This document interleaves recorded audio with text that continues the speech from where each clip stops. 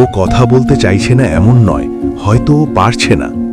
এই কঠিন সময়ে ওর ওপর চাপ নয়, আপনার ভরসা খুব দরকার।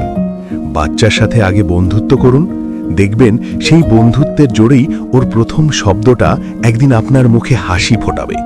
বিশ্বাস হারাবেন না। লাভা পাহাড়ের সকালগুলো সবসময় একটু অন্যরকম। মেঘ যেন খুব নিচু হয়ে আসে, পাইন গাছের ডাল ছুঁয়ে ছুঁয়ে ঘুরে বেড়ায়, বাতাসে ঠান্ডার সঙ্গে মিশে থাকে স্যাঁতস্যাঁতে নীরবতা। দূরের পাহাড়গুলো কুয়াশার আড়ালে লুকিয়ে থাকে, যেন নিজের গল্প নিজের কাছেই লিখে দিতে চায়। এই পাহাড়ের কোলে ছোট্ট একটি হোমস্টে চালাতেন এক মধ্যবিত্ত বাঙালি দম্পতি।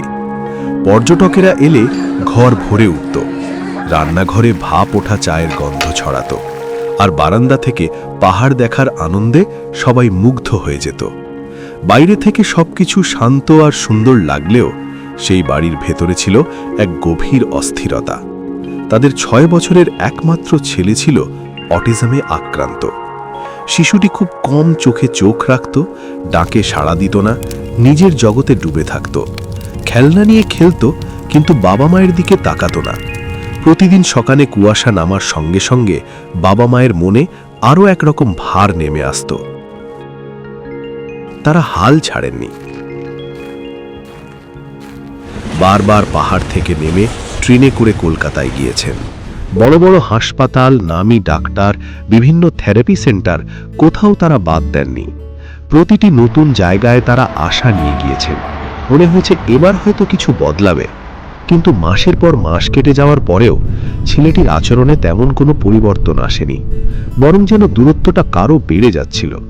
থেরাপির চাপ, নিয়ম, নতুন নতুন নির্দেশ, সবকিছু মিলিয়ে ছেলেটি আরও চুপচাপ হয়ে পড়ছিল। বাবা মায়ের সঙ্গে তার যোগাযোগ কমে যাচ্ছিল, হাসি কমে যাচ্ছিল, আর চোখে চোখ রাখা যেন আরও কঠিন হয়ে উঠছিল। এই দীর্ঘ লড়াইয়ের মধ্যে বাবা মায়ের মনেও ধীরে ধীরে ক্লান্তি জমে উঠছিল। হোমস্টের কাজ করতে করতে, অতিথিদের হাসি মুখে স্বাগত জানাতে জানাতে ভেতরে ভেতরে তারা ভেঙে পড়ছিলেন। রাতের বেলায় যখন পাহাড়ে ঠান্ডা হাওয়া বইত আর চারদিক নিস্তব্ধ হয়ে যেত, তখন তাদের মনে হতো এই পথটা কি কখনো সহজ হবে।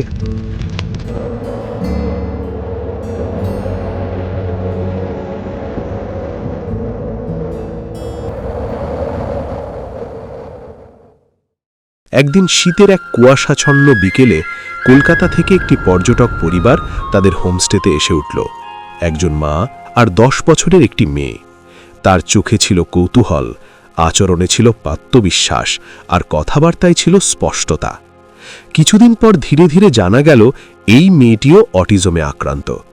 কিন্তু তার আচরণে ছিল শৃঙ্খলা, যোগাযোগে ছিল স্বচ্ছতা, আর পড়াশোনায় ছিল অসাধারণ দক্ষতা। এই দৃশ্য দেখে হোমস্টের বাবা মায়ে যেন অবাক হয়ে গেলেন।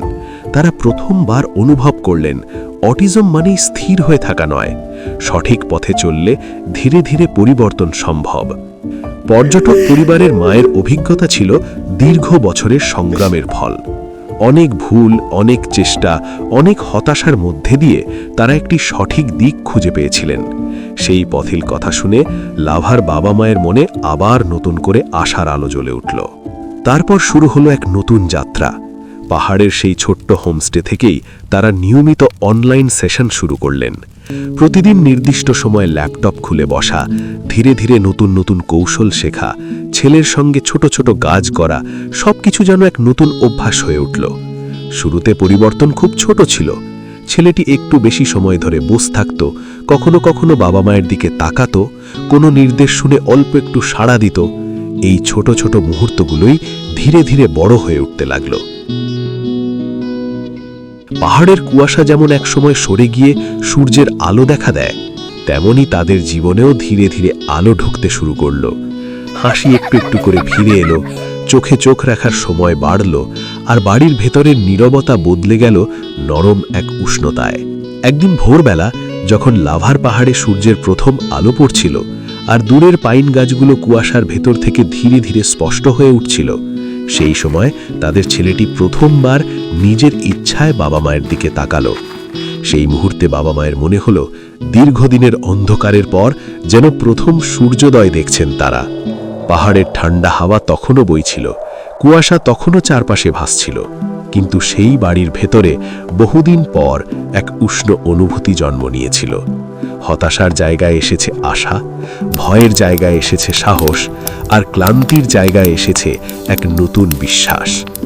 লাভার সেই ছোট্ট হোমস্টে আবার আগের মতোই অতিথিতে ভরে উঠতে লাগল। কিন্তু এবার শুধু পাহাড়ের দৃশ্য নয়, সেই বাড়ির ভেতরে ছিল এক অদৃশ্য শক্তি, এক দীর্ঘ লড়াইয়ের গল্প, আর ধীরে ধীরে এগিয়ে যাওয়ার এক নীরব প্রমাণ। তাই আপনি যদি শুধু বাচ্চার স্ট্রাগল বা কষ্টগুলো না দেখে একটা সমাধানের পথ দেখতে চান, তাহলে আজই আমাদের কল বা হোয়াটসঅ্যাপ করুন। বুক করুন একটি ফ্রি ডেভেলপমেন্টাল অডিট।